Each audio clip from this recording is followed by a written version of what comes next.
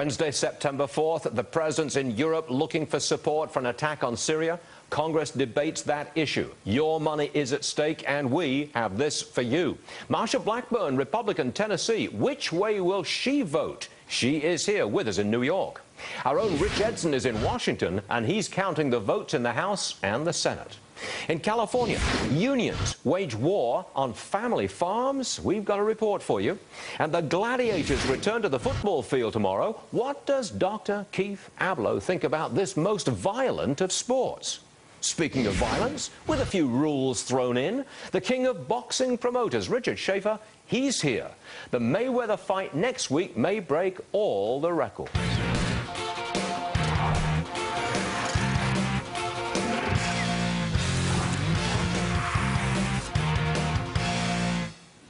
Check the big board. Picture the market. It moves with every headline on Syria, and it moved on this one. Senator John McCain says he will not back the Senate Foreign Relations Committee resolution to intervene in Syria.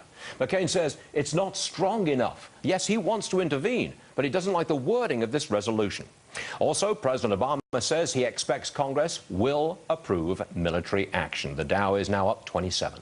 Look at the price of gold, straight down today, $22 lower at $13.90. And oil, that's down too. Remember, just a few minutes ago, we had a guest on the show who said, when the bombs fly, oil will drop sharply when that attack, if it begins. To Rich Edson in Washington. All right, Rich. The Hill, that's a magazine, newspaper, it says it is a no vote coming up in the House. Can you give us a vote count? Can't give you a vote count. It's a little too early to tell yet. There are still a number of lawmakers who still have to get in town. Remember, Congress isn't fully in until next week. I have to say, Speaker John Boehner, Majority Leader Eric Cantor coming out yesterday for intervention does help the chances, but this latest McCain news, Stuart, is troublesome for a number of Republicans who want to see this go through. So this is still playing out, still too early to tell. And remember, Stuart, the whipping operation, that's the operation that usually goes through to get folks on board. Leadership will try to convince their members to vote for something. Republicans say they're not whipping this vote. They're going to leave that up to the White House, and historically the relationships between lawmakers in the White House on the Republican side aren't that great. All right, I woke up this morning to a headline in the Wall Street Journal, support builds in Congress for U.S. strike against Syria. Seems like maybe we're edging away from that with the McCain statement today. Would you agree with that, Rich? With the McCain statement, but again, he's not voting against or saying he's going to go vote against intervention. He doesn't like a bipartisan plan that a Democrat and a Republican in the Foreign Relations Committee put together, and he wants to influence it. So this could be McCain trying to push that draft legislation in another direction that they will be working on in committee in just a couple of hours. All right, Rich Edson, thank you very much indeed. Let's bring in Republican Congressman from Tennessee, Marsha Blackburn. Can you tell us right now whether you'll vote yes or no?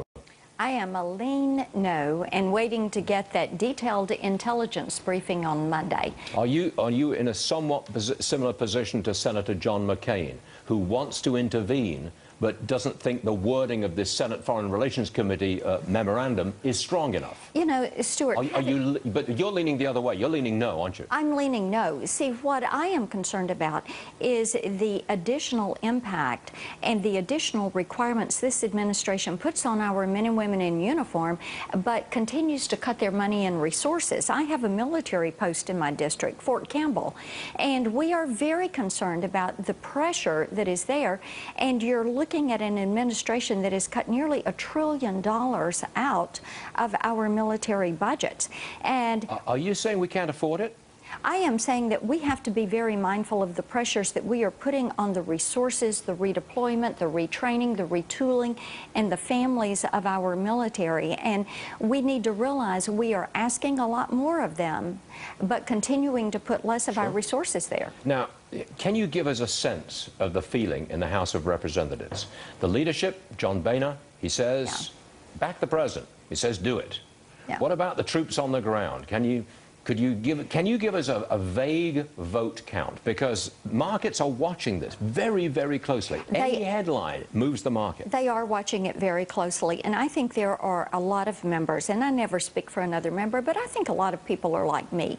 They're waiting to get that detailed intelligence briefing on Monday, and they want to hear what the president's plan is. Every military action should have a defined reason, a defined mission, an execution plan, and an exit strategy. Yeah. And we want to see that. And bear in mind, we've not seen that with Iraq and Afghanistan and Libya and Pakistan and Egypt, and now we're talking Syria. So there are a lot of questions about the president's leadership or lack thereof. But can the president come right out and say, I'm going to do this, this, and this? Support me. I mean, can he be that specific? I think the president has to be able to make his case, and he has to be able to make that in a classified setting to the members of the House and the Senate and define what he is going to do, what the execution is going to be, and what the exit's going to be. Okay. You have not moved the market, Marsha. It's still up 27 points on the Dow Jones Industrial Average. Charles, I'm out of time. Okay. Sorry, Charles. Send me an email. Yeah. Send me an email. I'll answer it. But, Congressman, thanks very much indeed. Absolutely. We do appreciate you're leaning no. We got it. All right.